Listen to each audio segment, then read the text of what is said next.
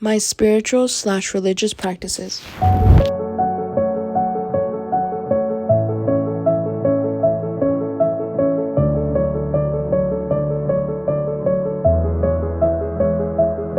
What specifically are my spiritual practices? Besides attending church every Sunday, there are so many other things that we do to keep up with our faith. Number 1, getting baptized, and making sure that every day after that you are living to please the Lord. Number 2, pray. Praying keeps me calm and knowing that there is a celestial being out there that can hear me and help me when I'm upset or need guidance. It is one of the reasons I'm usually very laid back, is because I usually tend to not keep any grudges.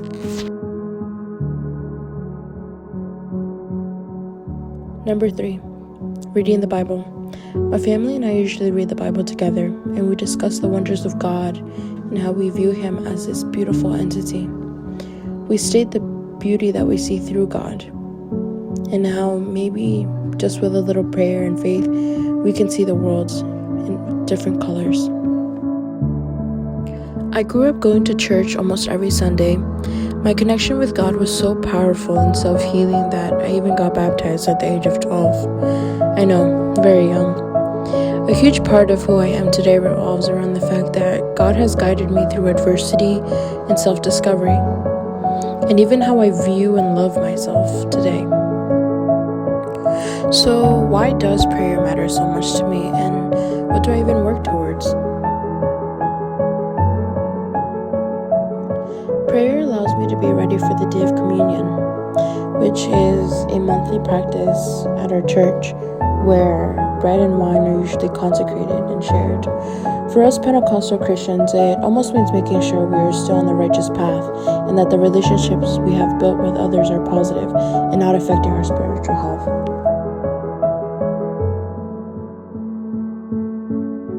I definitely agree with Joanne Davidson's toward a scriptural aesthetic, where she goes on to say that God has also an aesthetical nature.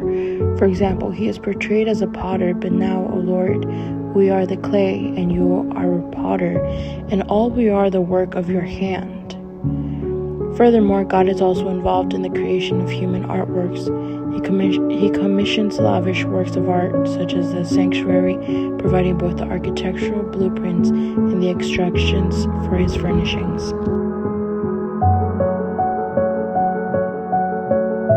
Davidson went on to also say constructing the divinely commissioned sanctuary required advanced artistic techniques.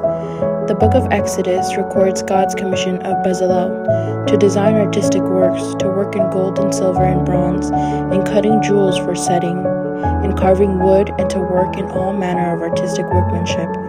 Bezalel was able to accomplish this task because God put in his heart the ability to teach and filled him with the skill to do all the manner of work.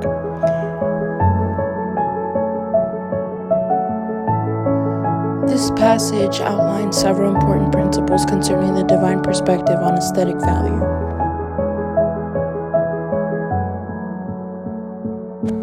The war room, aka the prayer room, is very important when it comes to prayer.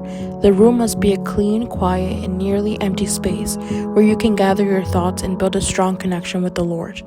That space is almost considered a holy room where only dealings with God can be exchanged.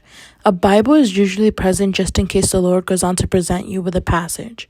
In addition, a hair covering for women must be worn as a sign of pureness, and a long skirt reaching the ankles must be worn to cover the entire body and show respect to the Lord.